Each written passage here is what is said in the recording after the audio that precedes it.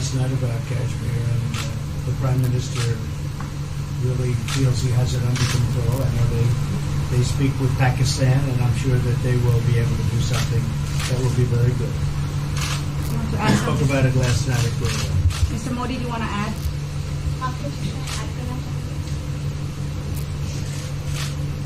भारत और पाकिस्तान के बीच कई बायलैटरल इश्यूज हैं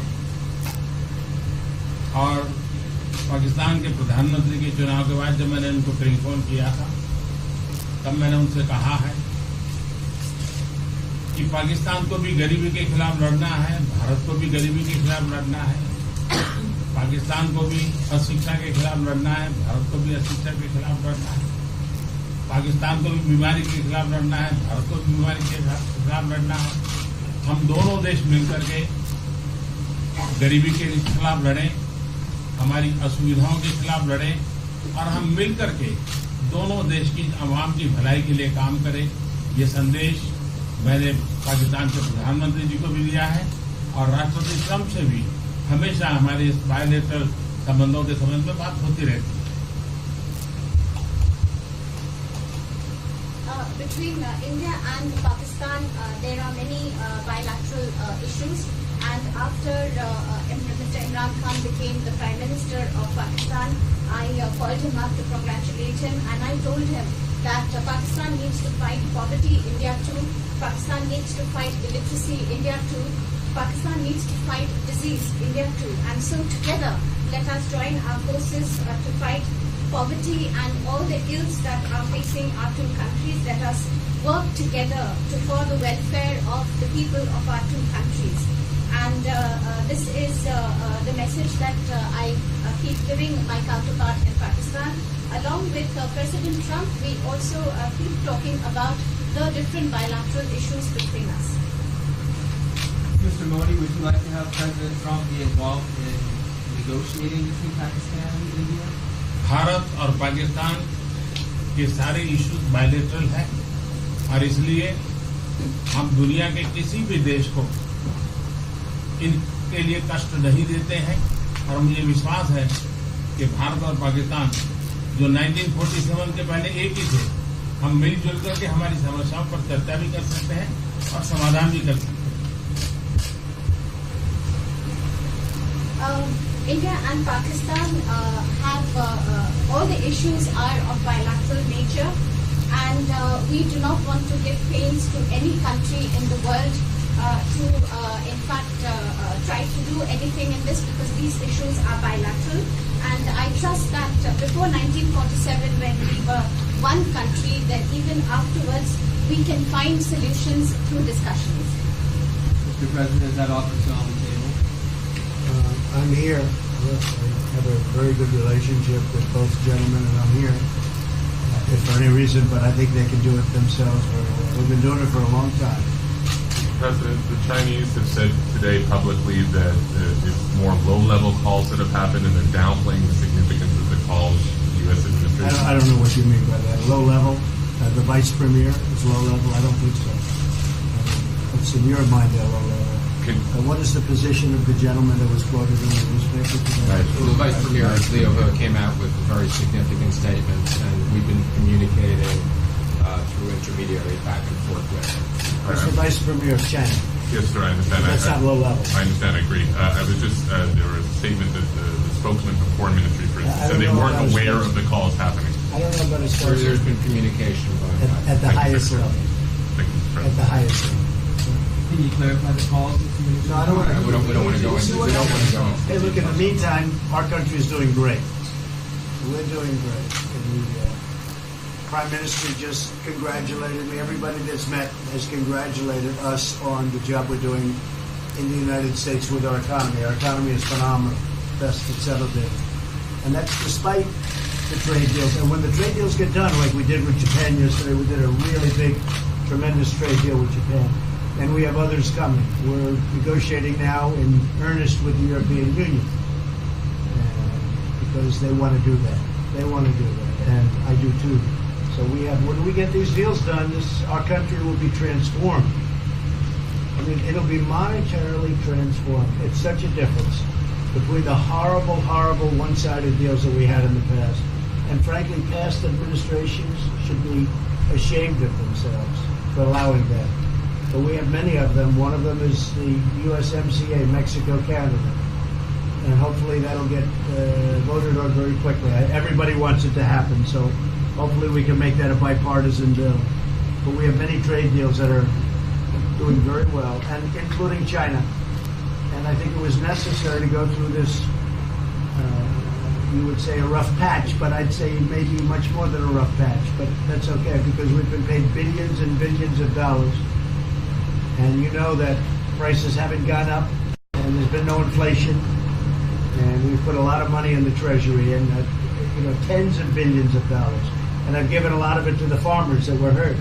I've been able to give a lot of money, compliments of China, to the farmers that were hurt, because we gave them 16 billion and we gave them 12 billion the year before. That made them whole. That was the amount of money that China didn't invest in to our farmers, give to our farmers. So the farmers have been amazing, but they're very happy with the job we're doing. But eventually they're going to be the biggest, or one of the biggest beneficiaries. Okay? Mr. President, did you attend the climate session? Say it? Did you make it to the climate session, and were there any conclusions that you took? I'm going to. In fact, it's going to be our next session. So we haven't had it. Do you have a message that you'd like to deliver to? No, I want clean air and clean water. And we're right now having the cleanest air and cleanest water on the planet. But that's what I want. I want absolutely clean air and clean water. Mr. President, just briefly back on China, we saw the comments from you about wanting calm. Calm. Calm, exactly. Just wondering if you could clarify what you meant about the call. Was that with light hydrogen? I don't want to talk about calls. We've had calls. We've had calls at the highest levels. But I don't want to talk about that. But the vice chairman put out a statement last night that was a statement and saying that he wants to make a deal and he wants calm. And I think it's a very good word to use. Calm. Not a word that I use that often, but it's a good word to use. And I think it's one of the reasons that's a great country. I mean, they understand. I think that message also helps with respect to Hong Kong. I really do. I think it makes it easier for Hong Kong to do something. And I think that President Xi will do something with Hong Kong. I really think that message is a good message with respect to what the ultimate outcome is in Hong Kong. Very, very positive message. And we appreciated it. We appreciated it. What else? Anything else? Mr. President, what are your latest thoughts on your threat on pulling out of the WTO? And if you do, can I also ask Mr. President Modi what your response to that in terms of how it will affect India's trade strategy? Well, we haven't been happy with the WTO, but now we're winning cases. We won the big Airbus cases, you know. It's a tremendous case. I mean, it's billions of dollars. That was a very recent victory, and we're winning cases now. And we're being treated more fairly now in the WTO, which we appreciate. मुझे लगता है कि हम दोनों को बात कीजिए, हम दोनों बात करते रहेंगे. जब जरूरत पड़ेगी आप लोगों को जरूर जानकारी पहुंचाएंगे. He actually speaks very good English. We just don't want to talk about it. I think that you should let us discuss these things, and when we feel need, we will communicate to you. Mr. President, Russia has just recently said they have no intention of asking to be readmitted to the G7. However, No, I wouldn't expect they'd ask, because why would he's a proud man. He's done a real job, and why would he ask? No, it's something we discussed, and it's under discussion now. No votes or anything, but I would be inclined to say yes, and so would others, and some probably wouldn't be, but it's just a discussion. No, I would think that he wouldn't do that because he's a proud man.